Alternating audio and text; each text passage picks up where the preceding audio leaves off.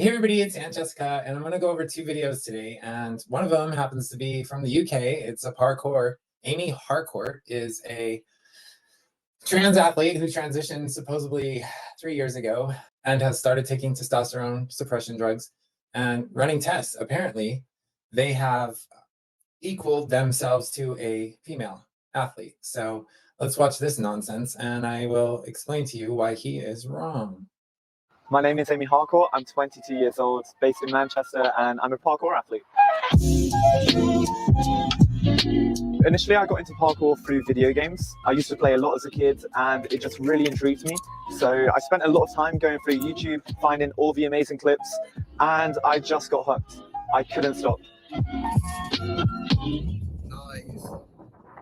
Parkour UK contacted me and linked me up with a study that looked at transgender athletes' sporting performance compared to cisgender athletes. Some of the tests that I was put through were things such as DEXA scans, looking at your bone density, blood tests, and lung function tests.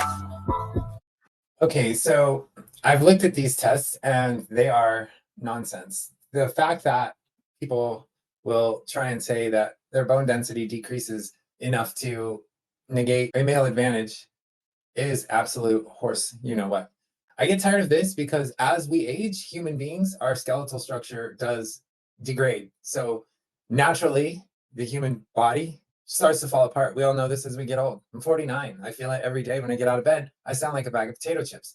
The little bone density that he's losing doesn't equal the amount of bone density he gained through male puberty. So we have to remember this person's 23 years old now. They supposedly started estrogen at 20, so 3 years, and that's not enough. It's never enough, okay? It's never enough. Male puberty is huge. Testosterone is such a powerful drug when it comes to building bones and ligaments, muscles, heart, lungs, all of it. It's all contributing to being a man.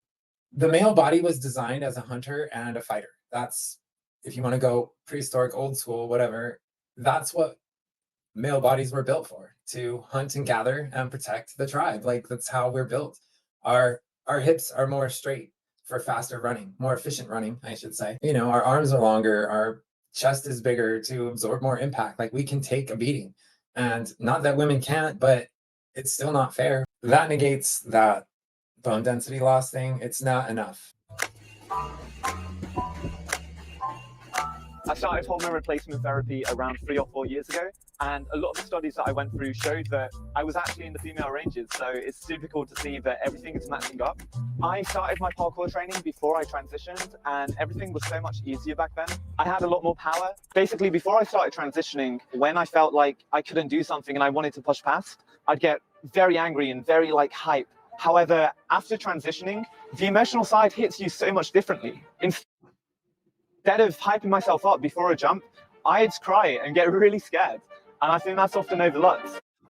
Okay, that one pisses me off. Could he be more misogynistic and stereotypical or male chauvinistic?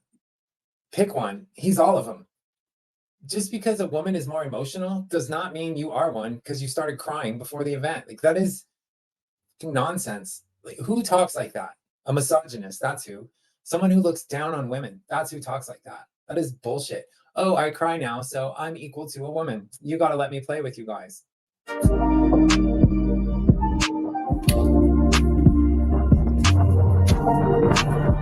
Yeah.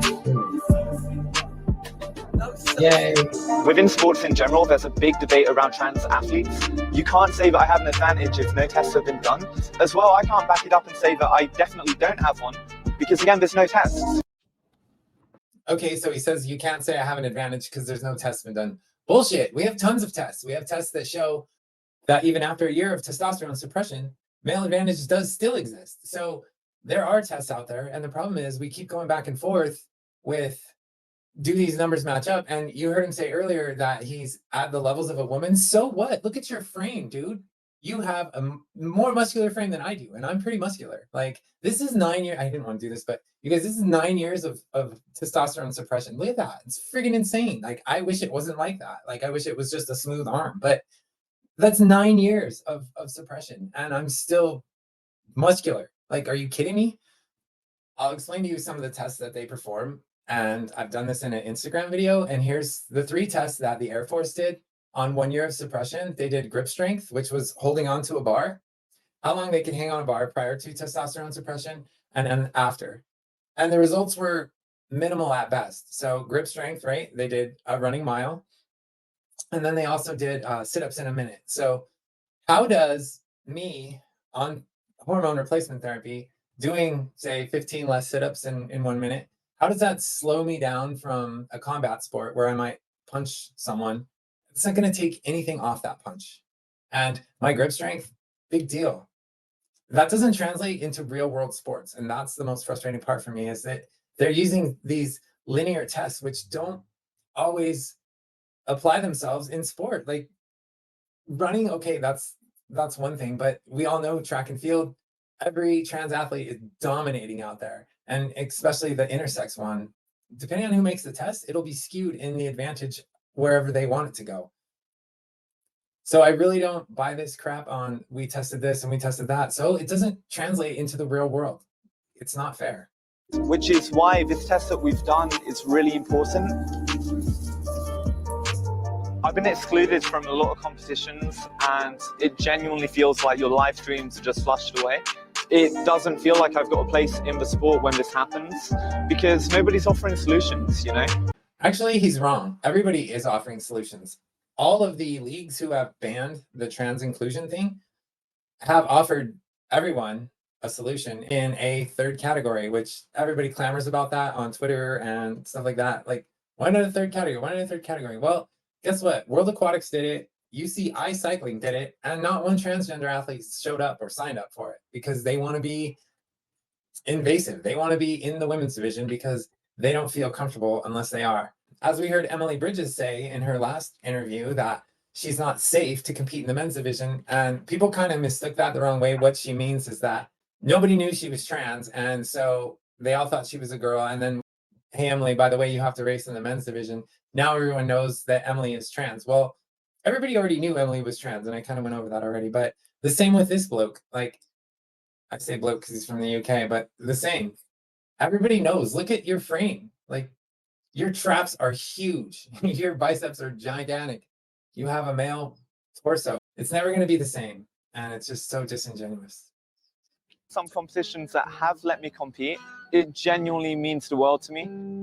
I think a really big way that people can play their part in parkour is just be conscious. We don't need you to make huge leaps all at once. That's not what we're asking for. Just be conscious and keep us in mind and make effort, especially with women trying. Okay, that one is insane. He's not asking for huge leaps. Bullshit. That's all they want. They want to just step right into the elite division and say, hey, I'm competing with the world's best women. Look at me. And just keep us in mind. We're not asking for the world. Bullshit. No way. So make the effort. Ladies, you got to make the effort. You got to make room for these trans athletes. Otherwise, they're going to feel left out. Make it make sense. How about no? How about you leave women alone and just go do your own thing? Like, go play in the men's division. You'll be fine. Nobody's going to out you because they all know you're trans anyway. Why are you worried about it? Oh, you're not going to win? Is that why? Oh, I see. So it's not cool unless you get a chance at winning. So here's the irony in that one. They want to compete because it helps them get through life. And they're just looking for the enjoyment and the competition of the sport. But yet, if you tell them to play with the men, they can't win. And that's not good enough either, is it? No, it isn't. So this is for all of us. And I do think people just need to be conscious and aware and give the space, you know? So in closing with Miss Amy Harcourt, all they want is for women to give them some space, give them some room, throw them a bone, help them out. Like, let them play with you guys, because, you know, they've done everything they can to make their bodies just like yours. And voila, it must be true. If the doctors and the liberal colleges tests say that it is, it's got to be true, right? It's got to be. There's no way. And here we have my good old favorite, Ann Andres, if that's how you say the name. He was a male powerlifter who I did a video on a while ago. We have Anna Andres, complete with crocodile tears, complaining about what April Hutchison did. Let's listen in and see what this person has to say. Just ask one simple and open question to those who are deciding to leave me to my own fate through their inaction. If this other lifter was, say, going after an African American individual, and they were calling them the N-word, which is essentially equivalent to calling a trans woman a man and keep referring to them as him. If they kept calling that other person the N-word and summoning a hate group to show up to protest against this African American person, would you even have to think about it? Right there. Crocodile tear. Well, we can't police social media and it's fine that this person keep lifting? Or is it only okay because trans people are icky? Oh my gosh. So yeah, trans people are icky, and being transphobic is also apparently now comparable to racism. Okay, yeah, that makes total sense. That's funny. And here we have a new video that just came out from him with his, how do I say this, over the top testosterone fueled rampage that literally shows why men will never become women, because women don't act like this. This is disgusting. Ontario lifter that I will never name because that would be bullying, because of course you think you understand our words and you try to use them against us, but we all see through your bullshit. I'm talking directly to you. There is a reason why CSIS has classified your people, and yeah, I mean your people, as terrorists. And that's because people like you are spreading the kind of bullshit that is getting children killed. You really think that you're just targeting me? You're targeting children who get killed because of the words you say. Go ahead, make your mugs, make your shirts, make a profit. You fucking disgust me. And literally anybody who supports you. Okay. Wow.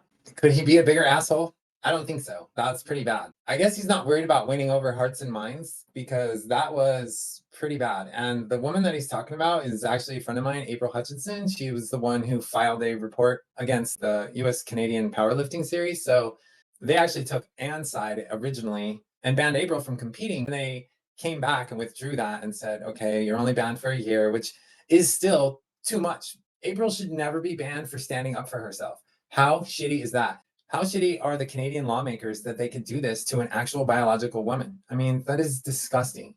And because of him and Andres, April Hutchinson has to sit out from powerlifting for a year. And powerlifting saved April's life. April is an amazing athlete. She's worked so hard to get where she is. She overcame a lot of, I don't want to overstep, and I don't want to make a big deal out of, April's issues, but I think she makes it publicly known about her struggles through life and what she's gone through and the things she's accomplished. So for this man to take away a year of April's career is absolutely BS. And I don't have any other words for the way he's acting. That is disgusting. And yes, I'm misgendering this fool all day long. If he's going to act like a total asshole, like a dude like that. And I'll be honest with you guys, like when I was a boy, like I was angry. Like this transition has leveled my emotions to the point where, yeah, I cry sometimes and maybe I'm a little more emotional than I should be, but I'm not going to say that's stereotypical of what a woman should do. But yeah, I don't have those outbursts of rage. And like when I was younger, like in my mid 20s, I used to get in fights on the highway. Like road rage literally was my middle name. So yeah, the estrogen takes a lot of that away, which also tells me that Andres is not taking testosterone suppression, because nobody freaks out like that unless you're on steroids or testosterone. I mean, some people just have a bad temper, but that's insanity. That's literal insanity. I can't believe that he put that out there expecting good results, for people to be on his side is just blows my mind. And like I said, you guys, more voices, more results. So we have almost 23 states right now that have decided to protect women's divisions, which is amazing. And I get tired of people saying it's an anti-trans thing. It's not an anti-trans thing. It's a protection of women's thing. That's all it is. Don't let anybody lie to you about that one. Stay strong, you guys. I appreciate you tuning in. And one small thing. Yes, these are my donut earrings. In case you guys were wondering. They are little donuts. So I'll see you guys later. Bye.